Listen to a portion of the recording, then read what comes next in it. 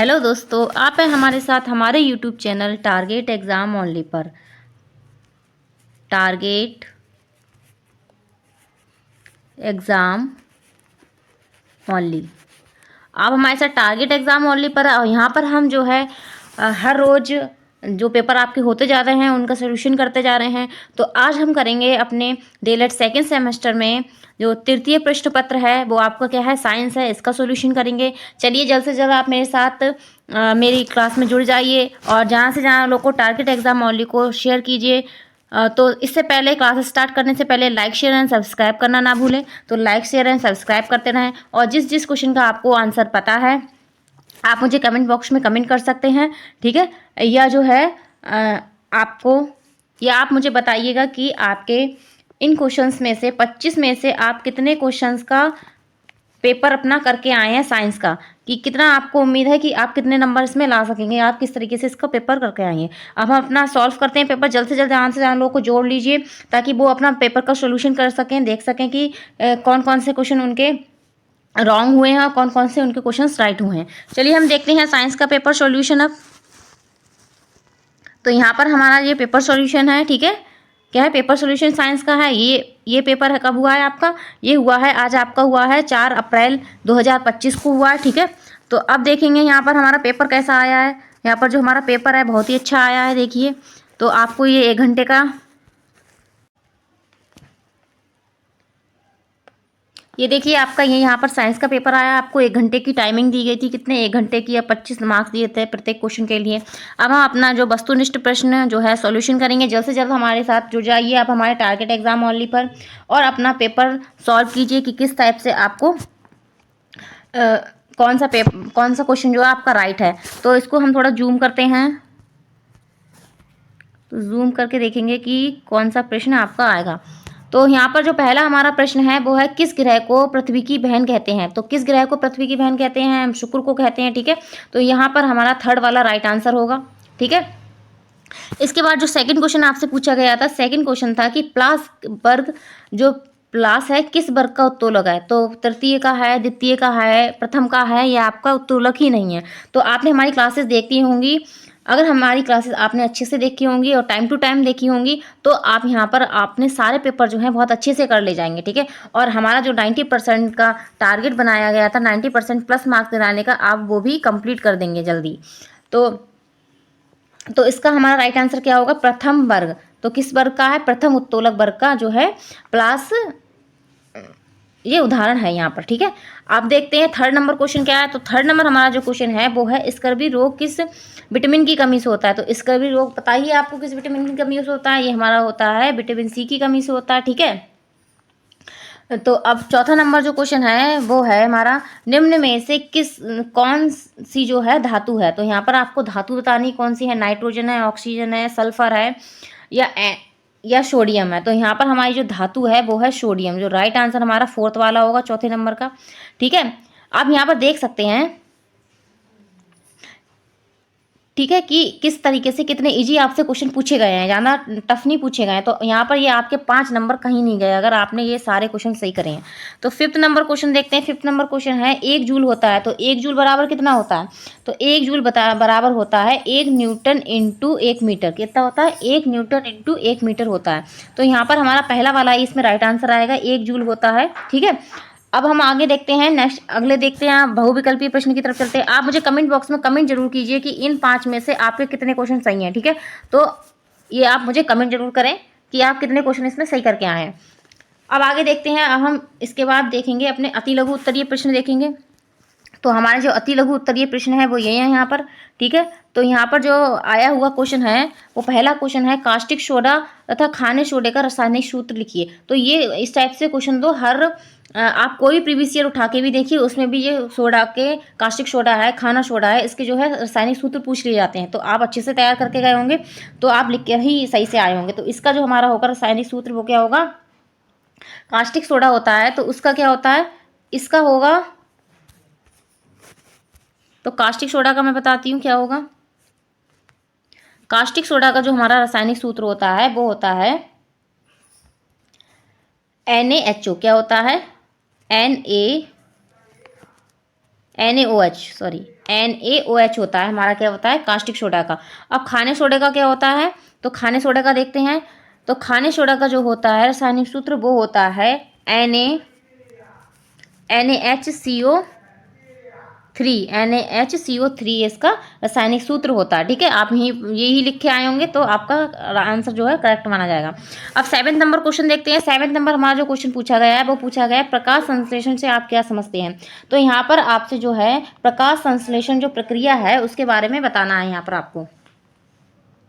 तो क्या आपको पता ही है प्रकाश संश्लेषण मतलब कि जो पानी और कार्बन डाइऑक्साइड की मतलब उपयोगी होता है इसके लिए। ठीक है, और जो है भोजन के लिए प्रकाश संश्लेषण मतलब पौधों में होता है। किसमें होता है, पौधों में होता है। ये प्रक्रिया किसमें होती है, पौधों के द्वारा, पौधों में, और सूर्य के प्रकाश से जल और कार्बन डाइऑक्साइड के उपयोग से जो है भोजन बनाते हैं। तो पौधों में जो भोजन बनता है वो प्रकाश संश्लेषण की प्रक्रिया के द्वारा बनता है। ठीक है, अब ऐसे अगला हमारा जो 8 नंबर क्वेश्चन है वो 8 नंबर क्वेश्चन है समस्थानिक और समभारी से आप क्या समझते हैं, उदाहरण सहित स्पष्ट कीजिए। तो समस्थानिक और समभारी आपको पता ही है क्या होते हैं। इसको इंग्लिश में समस्थानिक को हम कहते हैं आइसोटोम कहते हैं। ठीक है, और समभारी को जो है हम कहते हैं आइसोवर्स कहते हैं। ठीक है, आइसोवर्स कहते हैं। ठीक है, तो इसमें उदाहरण के लिए आप जो लिख सकते थे कि कार्बन 12 है, कार्बन 14 है। ठीक है, तो ये हमारे क्या होते हैं, समस्थानिक होते हैं। और इसमें वो तत्व, कौन से तत्व आते हैं, तत्व के परमाणु भार की संख्या समान होती है, जिनके परमाणु की संख्या जो होती है वो समान होती है। ठीक है, वो क्या होते हैं हमारे, वो हमारे समस्थानिक होते हैं। क्या होते हैं, समस्थानिक होते हैं। ठीक है, अब इसके बाद जो अगला इसमें है कि समभारी। तो समभारी क्या होते हैं, समभारी के आपके वो आते हैं तो तत्वों के परमाणु द्रव्यमान संख्या समान होती है। द्रव्यमान संख्या समान होती है, ऊपर वाले में क्या है, परमाणु की संख्या समान होती है। इसमें क्या है, परमाणु की संख्या समान होगी, इसमें द्रव्यमान की संख्या समान होगी। ठीक है, वही हमारे होंगे समस्थानिक और समभारी होंगे। उदाहरण के लिए मैंने आपको बता ही दिया, इसका समस्थानिक का जो उदाहरण होता है वो कार्बन 12 होता है, कार्बन 14 होता है। तो इसका उदाहरण क्या है, कार्बन 14, कार्बन 12 और कार्बन 14। ठीक है, तो कार्बन 14 और कार्बन 12 जो है इसका राइट आंसर होगा इसके उदाहरण में। और समभारी का जो उदाहरण होगा वो होगा आपका होगा ऑर्गन 40 और कैल्शियम 40। क्या होता है, ऑर्गन 40 और कैल्शियम 40 होगा। तो इसका मैं अब आपको बताऊंगी कि इसका उदाहरण क्या होगा। इसका जो एग्जाम्पल है, तो इसका हमारा समभारी जो है इसका एग्जाम्पल क्या होगा, इसका एग्जाम्पल होगा ऑर्गन 40,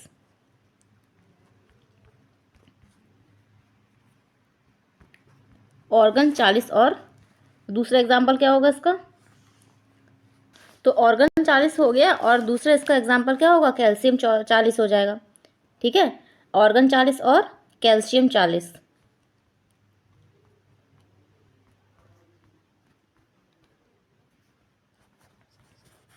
ठीक है, ये यहाँ पर हमारा इसका ये दोनों इसके एग्जाम्पल होंगे। ठीक है,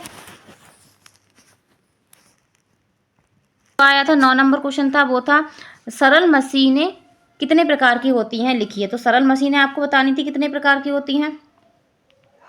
तो सरल मशीनें क्या होती है, 6 प्रकार की होती है। कितने प्रकार की होती है, 6 प्रकार की होती हैं। और वो कौन कौन सी होती हैं वो मैं आपको बता दे रही हूँ यहाँ पर कि उत्तोलक होता है। क्या होता है, उत्तोलक।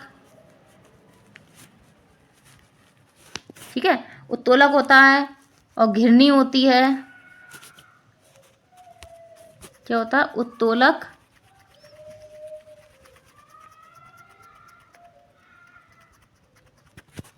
ऐसे लिखते हैं। तो ये कितने होते हैं, 6 टाइप्स होते हैं इसके, 6 होते हैं। ठीक है, तो इसमें पहला क्या होगा, इसी पे मैं बता रही हूँ आपको, उत्तोलक होगा।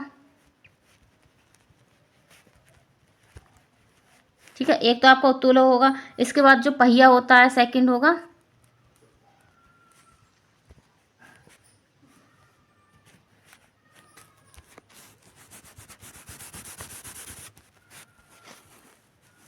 क्या होगा, पहिया होगा।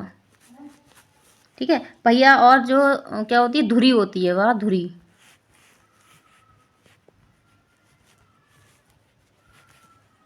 ठीक ठीक है, धुरी हो गई।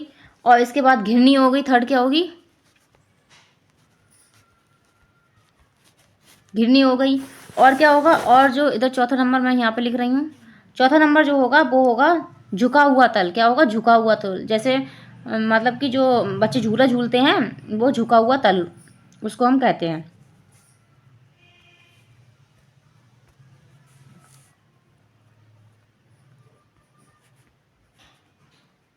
ठीक है, झुका हुआ तल। इसके बाद जो पांचवा आपका होगा, पांचवा होगा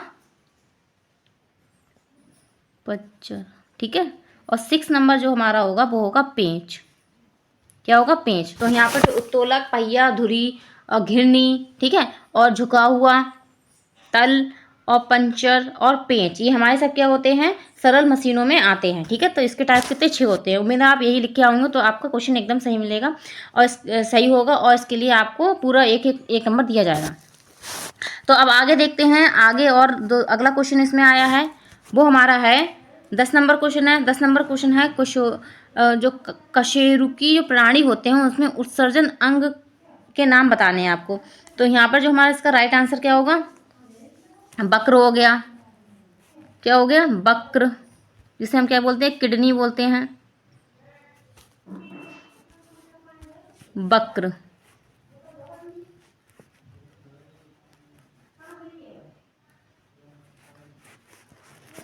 किडनी। ठीक है, और त्वचा हो गई हमारी। ठीक है, त्वचा हो गई। और क्या हो गया, फेफड़े हो गए।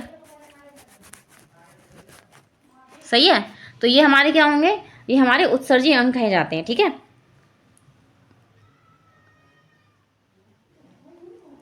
और ये हमारे किस टाइप से होते हैं, इसमें इसमें जो यूरिया और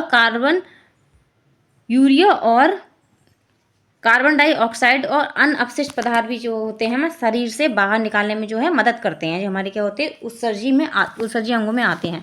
अब इसके बाद जो क्वेश्चन बहुत ही इजी क्वेश्चन आया था कि किन्हीं 5 प्राकृतिक आपदाओं का नाम लिखिए, तो ये तो आप कर ही आए होंगे, भूकंप है, सुनामी है, और जो वन में वगैरह आग लगती है ये हो गया। ठीक है, तो ये सब आपकी क्या होंगी, प्राकृतिक आपदाएं होंगी। सही है,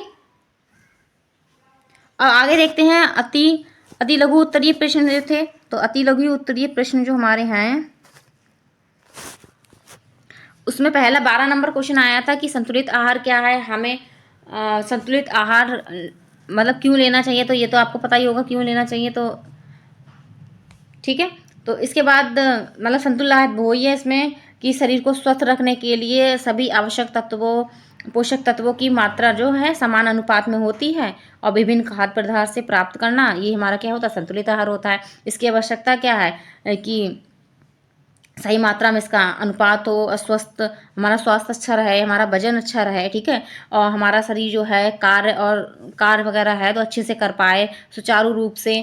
और हमारी इससे क्या होती है, अगर हम अच्छा संतुलित आहार लेते हैं तो हमें ऊर्जा प्रदान होती है, हमारी जो रोग प्रतिरोधक क्षमता होती है उसमें बढ़ोतरी होती है। ठीक है, विकास और वृद्धि तो होती है, ये भी होती है। ठीक है, और जो पोषक संबंधी जो कमियां होती हैं वो भी पूरी हो जाती हैं अगर हम अच्छा संतुलित आहार ले रहे हैं। ठीक है, और हम बीमार नहीं होते हैं, ये हम सब लिख सकते थे इसमें। ठीक है, ये तो आप अपने आप ही लिखाए होंगे। अब अगला जो है 13 नंबर क्वेश्चन था कि भौतिक और रासायनिक परिवर्तन में अंतर बताइए। तो आपको पता ही होगा भौतिक और रासायनिक परिवर्तन में क्या क्या अंतर है। ठीक है, तो भौतिक परिवर्तन कौन से होते हैं, जिन पदार्थ में की अवस्था, आकार, रूप में परिवर्तन होता है वो हमारे क्या होते हैं, वो क्या होते हैं, हमारे भौतिक परिवर्तन होते हैं। ठीक है, और इसका एग्जाम्पल क्या था, बर्फ था। क्या था, बर्फ का पिघलना। ठीक है, बर्फ का पिघलना, बर्फ का पिघलना है, पानी का उबलना है, पानी को उबालना है। यहाँ पे लिखते हैं, पानी को उबालना है। ठीक, और क्या था, कागज का फाड़ना हो गया कि हमारा भौतिक, ये हमारा भौतिक परिवर्तन में आएगा। कागज का फाड़ना, लकड़ी का काटना। ठीक है, पानी में चीनी का घोलना, ये हमारे क्या होते हैं, भौतिक परिवर्तन होते हैं। और ऐसे रासायनिक परिवर्तन हमारे क्या होते हैं, तो रासायनिक टाइप से आप इसे लिख सकते हैं, रासायनिक का भौतिक परिवर्तन। ठीक है, अब अगला क्वेश्चन जो आया था वो था हमारा कि